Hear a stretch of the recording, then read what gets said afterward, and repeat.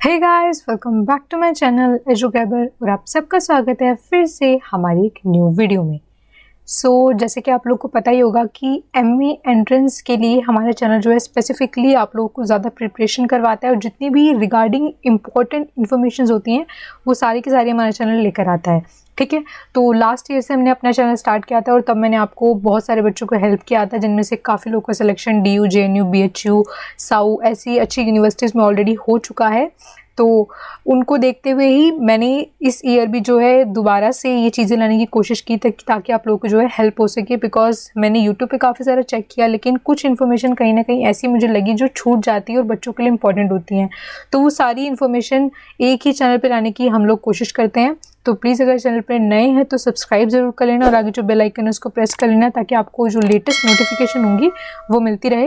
और साथ ही साथ हम लोग फ्री वीडियोज़ यानी कि फ्री आपको जो है यहाँ पे प्रिपरेशन भी करवाते हैं एमए एंट्रेंस के लिए। ठीक है, चाहे वो आपको पॉलिटिकल साइंस के लिए हो, इंटरनेशनल रिलेशंस के लिए हो, UGC नेट पॉलिटिकल साइंस हो, या फिर यूपीएससी में जो आपको पॉलिटिकल साइंस का पार्ट आता है वो हो। ठीक है, तो आज हम बेसिकली बात करने वाले हैं साउथ एशियन यूनिवर्सिटी। हो सकता है कि आप में से काफ़ी बच्चों ने इसका नाम ना सुना हो और काफ़ी नहीं सुना भी हो। ठीक है, तो साउथ एशियन यूनिवर्सिटी, मैं आपको पहले इसका एक थोड़ा सा बैकग्राउंड दे देती हूँ कि यूनिवर्सिटी है क्या।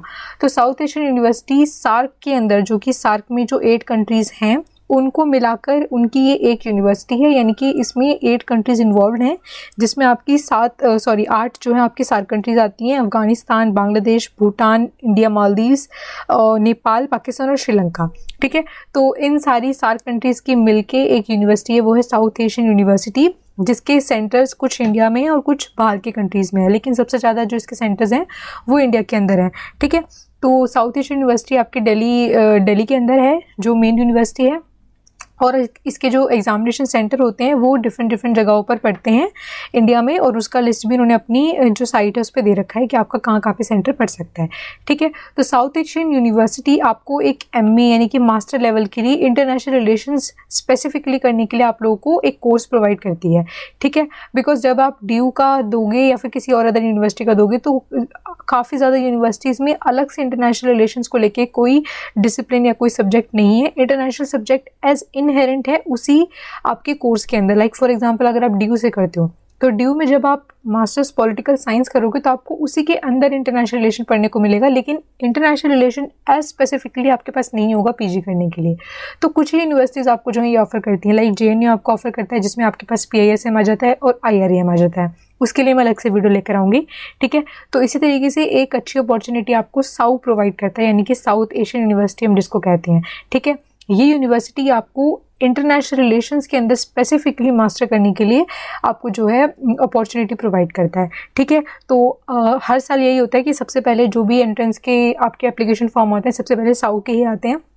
लास्ट ईयर भी साउ का ही सबसे पहले आया था और एग्ज़ाम भी सबसे पहले साउ का ही होता है। ठीक है, तो अगर आपके पास इसकी डेट्स और इसका जो है सिलेबस वगैरह और आपके पास जो है इसके फॉर्म वगैरह की डेट पता चल जाती है, एग्ज़ाम की डेट पता चल जाती है, तो उससे आपको एक आइडिया लग जाता है बाकी यूनिवर्सिटीज़ के बारे में भी। ठीक है, तो अगर आप इसमें नहीं भी लेना चाहते हैं तो मैं आपको सजेस्ट करूँगी कि अगर आपको थोड़ा डाउट है अपने अंदर, आपका कॉन्फिडेंस लाना है, तो आपको बढ़ना ज़रूर चाहिए। ठीक है, नंबर आए या नहीं वो आपके बाद की बात है, लेकिन अपने अंदर एक सेल्फ कॉन्फिडेंस लाने के लिए आपको इसको बढ़ना चाहिए, बिकॉज इसका एग्ज़ाम जो है सबसे पहले होता है। और अगर आपको एग्ज़ाम देना होगा तो कम से कम उस डर से ही आप जल्दी से जल्दी जो है सिलेबस को कवर अप करने की कोशिश करोगे और जो है ज़्यादा एग्ज़ाम ओरिएंटेड होकर पढ़ना शुरू कर दोगे। ठीक है, तो सबसे पहले मैं बता देती हूँ कि आपको इस वीडियो में आज मैं क्या क्या कवर करने वाली हूँ। इसमें आपको बताने वाली हूँ एग्ज़ाम की डेट्स, आप इसके फॉर्म ऑलरेडी निकल चुके हैं, उसकी लास्ट डेट क्या होने वाली है, क्राइटेरिया क्या होने वाला है, आपके एग्ज़ाम्स कब होने वाले हैं, पैटर्न क्या होने वाले हैं, मार्किंग स्कीम क्या होने वाली है, और भी अदर चीज़ें हैं जो मैं इस वीडियो के अंदर कवर अप करने वाली हूँ। सो प्लीज़ वीडियो को जो है लास्ट तक वॉच करना।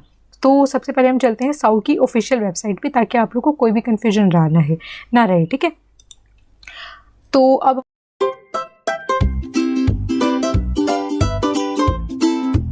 आ गए अपनी साउ की ऑफिशियल वेबसाइट के ऊपर। ये आप देख रहे हो साउथ एशियन यूनिवर्सिटी। मैं इसको थोड़ा सा जूम कर लेती हूँ आप लोगों के लिए। ठीक है, नाउ इट्स बेटर। तो ये है साउ की ओरिजिनल ऑफिशियल वेबसाइट। तो यहाँ पे किसी भी थर्ड पार्टी का हम लोग यूज़ नहीं कर रहे हैं इन्फॉर्मेशन के लिए। जो भी इन्फॉर्मेशन मैं आपको देने वाली हूँ वो एकदम ऑथेंटिक होने वाली है। ठीक है, तो जैसे कि आप लोग यहाँ पे देख सकते हो कि यहाँ पे लिखा हुआ है admission notice for academic session 2022 to 23। ठीक है, तो इसका जो एंट्रेंस एग्ज़ाम है वो भी यहाँ पे ऑलरेडी डेट आ चुकी है कि आपका जो एंट्रेंस एग्जामिनेशन है वो 14 and 15 2 दिन है, ठीक है। तो यानी कि जितने भी कोर्सेज़ के लिए यानी कि जो साउथ एशियन यूनिवर्सिटी है वो जितने भी कोर्सेज़ के लिए एंट्रेंस लेती है उन दोनों के एग्ज़ाम एक तो 14 या फिर 15 इन दोनों में से किसी एक डेट पे होने वाले हैं, ठीक है। तो अगर आप इंटरनेशनल रिलेशन का जो है आप अपना एंट्रेंस देने जाओगे तो आपके पास 2 डेट है जिसमें से किसी भी एक तारीख को आपका एग्ज़ाम होगा, ठीक है। या तो 14 का होगा या 15 को होगा। और आपके एडमिट कार्ड पे ये जो है डेट जो है स्पेसिफाई कर दी जाएगी। एडमिट कार्ड जो है एग्जामिनेशन से कुछ दिन पहले आता है, ठीक है, विदिन 1 वीक आता है, एटलीस्ट 1 वीक पहले या फिर 4-5 दिन पहले आपका जो एडमिट कार्ड यहाँ पे आ जाता है, ठीक है। तो ये हो गई एग्जामिनेशन की बात। सबसे अच्छी बात है कि हमारे पास एग्जामिनेशन की जो है स्पेसिफाइड डेट है जिससे कि आपको अपना टारगेट पूरा का पूरा फिक्स करने में आप लोगों को सही रहेगा, हेल्प रहेगी कि आपको किस टारगेट तक, किस डेट तक आपको अपना क्या क्या सिलेबस जो है वहाँ पे कंप्लीट कर लेना है और कितना टाइम आपको अपनी प्रैक्टिस के लिए देना है, ठीक है। तो सबसे अच्छी बात यह है कि आपको एग्जामिनेशन की डेट जो है बिल्कुल क्लैरिफाइड है यहाँ पे। अब बात आती है कि एग्जामिनेशन की डेट आ चुकी है, इसका मतलब फॉर्म निकल चुके हैं। तो हाँ, इसके फॉर्म निकल चुके हैं। इसके फॉर्म निकले थे 7 मार्च से। उस टाइम पर मैं किसी प्रॉब्लम की वजह से वीडियो को अपलोड नहीं कर पाई थी, बट बिकॉज अभी काफ़ी टाइम था एग्जामिनेशन फॉर्म को फिल करने के लिए, तो मैंने अभी भी डालना जो है वीडियो को इम्पॉर्टेंट समझा। और कुछ अदर चीज़ें भी थी जो मुझे आपको इससे रिलेटेड बतानी थी, जो आपको हेल्प कर सकती हैं, ठीक है। तो यानी कि जो आपको 7 मार्च को जो आपका फॉर्म निकला था वो कब तक रहने वाला है, वो आपका 21 अप्रैल तक रहने वाला है, ठीक है। 21 अप्रैल यानी कि अगले महीने की जो 21 तारीख है तब तक आपके जो है फॉर्म खुले रहने वाले हैं। आपका एंट्रेंस मैं आपको अगेन बता रही हूँ 14 से 15 को है। और जो आपकी क्लासेस होंगी यानी कि जिनका जो क्लियर हो जाएगा एग्जामिनेशन उनकी क्लास होंगी 26 जुलाई से, ठीक है। तो क्लास की बात तो हम बाद में करेंगे, उससे पहले हम एंट्रेंस एग्जामिनेशन को अच्छे से यहाँ पर डिस्कस कर लेते हैं कि एंट्रेंस एग्जामिनेशन कैसे कैसे होता है, क्या क्राइटेरिया होता है, क्या मार्किंग स्कीम होती है, ठीक है। तो यहाँ पे इसके बारे में काफ़ी कुछ लिखा हुआ है कि किन किन सब्जेक्ट्स के अंदर ये जो करवाता है, ये करवाता है biotechnology, computer science, economics, international relation, legal studies and sociology, mathematics. तो ये इसके बारे में आप जितनी भी पढ़ना चाहते हो पूरे का पूरा इन्फॉर्मेशन वो पढ़ सकते हो। इसका जो न्यू कैंपस बिल्ट हो रहा है वो आपका चाणक्यपुरी में है, दिल्ली में, ठीक है। तो और यहाँ पे एक बेस्ट चीज़ जो यहाँ पे एक और मुझे लगती है वो है कि ये आपको एक क्वेश्चन पेपर का सैम्पल पेपर प्रोवाइड करवाते हैं, ठीक है। तो यहाँ पे सब्जेक्ट वाइज जो है सैम्पल पेपर प्रोवाइडेड किए गए हैं जिसके अंदर आपके थोड़े से क्वेश्चंस डले हुए हैं ताकि आप लोग को थोड़ा सा आइडिया मिल जाए।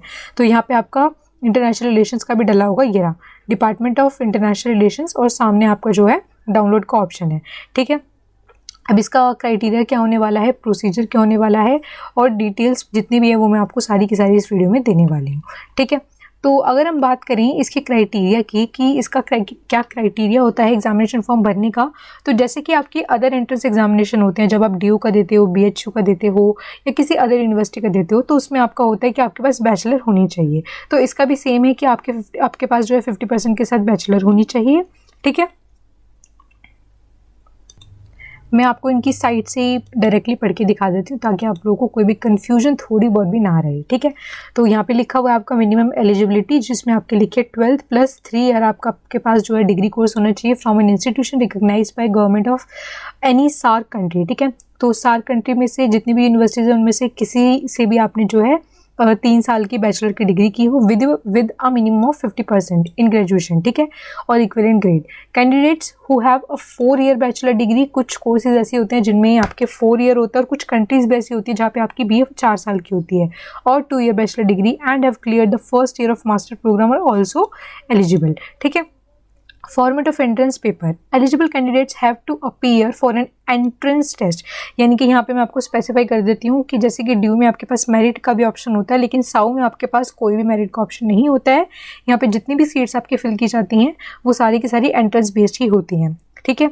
और जो आपका एग्जामिनेशन होता है वो 2 घंटे का होता है, और जो आपके क्वेश्चन पेपर होते हैं, जो आपके क्वेश्चन नंबर होते हैं वो होते हैं आपकी 50 में यहाँ पे लिख देती हूँ 50 जो है आपके क्वेश्चंस होते हैं, जो कि 2 घंटे का आपको समय दिया जाता है, यानी कि 100 मार्क्स का पेपर होता है, ठीक है। 2 नंबर का आपका एक क्वेश्चन होता है। The question paper will consist of multiple questions that will test the applicant's understanding of the subject area and his or her general awareness about south Asian and the world, ठीक है। तो यहाँ पे ये क्या चीज़ आपको स्पेसिफाई करके चल रहे हैं, वो यहाँ पे ये चीज़ स्पेसिफाई करके चल रहे हैं कि यहाँ पे बाकी जो आपके एंट्रेंस होते हैं, जो आपका DU हो गया, JNU हो गया या किसी अदर यूनिवर्सिटी हो गई, उनसे इनका एंट्रेंस कैसी तरीके से जो है डिफरेंट होता है। तो इनका जो आपका जो एंट्रेंस होता है वो इस तरीके में जो है डिफरेंट होता है कि आपके जो अदर एंट्रेंस है उसमें आपके पास होल अंडरस्टैंडिंग होनी चाहिए पॉलिटिकल साइंस की, ठीक है, और उसी के बेस पर जो है आपका पूरा का पेपर आता है। लेकिन जब आप साउथ का पेपर देने जाते हो, साउथ एशियन यूनिवर्सिटी का पेपर देने जाते हो, तो यहाँ पर एक स्पेशल चीज़ जो आपको ध्यान में रखते हुए जानी है और आपको प्रिपरेशन में भी ध्यान रखना है जब अगर आप साउथ का पेपर दोगे तो, कि यहाँ पे इन्होंने अपने साफ साफ बोल रखा है कि सब्जेक्ट एरिया एंड हिज और her general awareness about South Asia and the world, यानी कि जो इनके क्वेश्चंस होते हैं वो मोस्टली जो आपकी सार्क की जो कंट्रीज़ हैं उनके ओरिएंटेड होते हैं, ठीक है।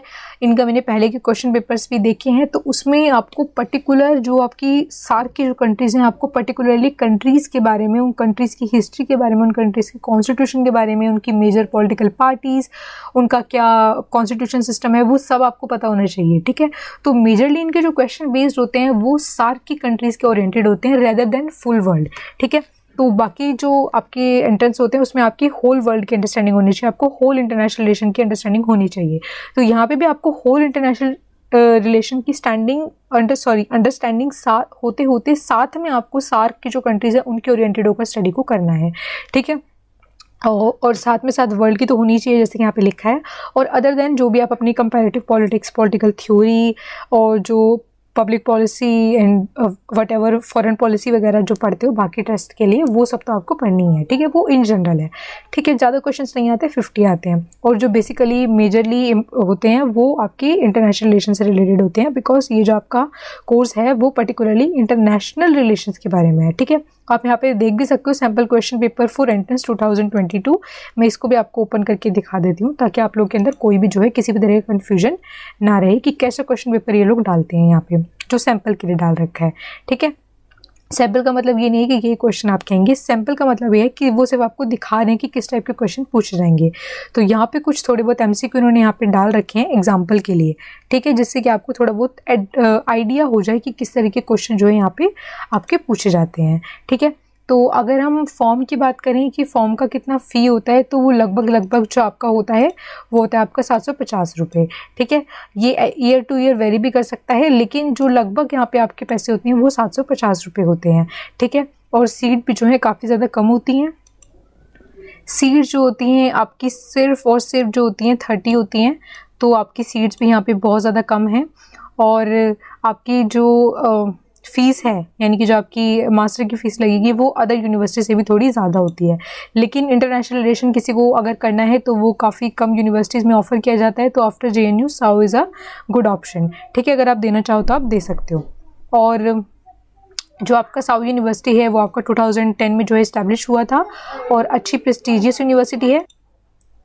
सो आई होप आप लोग को वीडियो पसंद आई होगी और आपको इन्फॉर्मेशन पसंद आई होगी, और अगर आपको इसकी प्रिपरेशन के लिए अलग से वीडियो चाहिए तो मैं वो भी आपके लिए लेकर आऊँगी। पूरा का पूरा प्रिपरेशन आपको कैसे करना है साउथ एशियन यूनिवर्सिटी के एग्ज़ाम के लिए, उसका वीडियो मैं लेकर आऊँगी। तो प्लीज़ जुड़े रहने के लिए आप चैनल को सब्सक्राइब करना बिल्कुल मत भूलना, और आगे जो बेल आइकन है उसको ज़रूर प्रेस कर लेना ताकि आपको वीडियो के आते ही सबसे पहले नोटिफिकेशन मिल जाए, ठीक है। तो आज के वीडियो में सिर्फ इतना ही, मिलते हैं आपसे नेक्स्ट वीडियो में, तब तक के लिए गुड बाय, टेक केयर।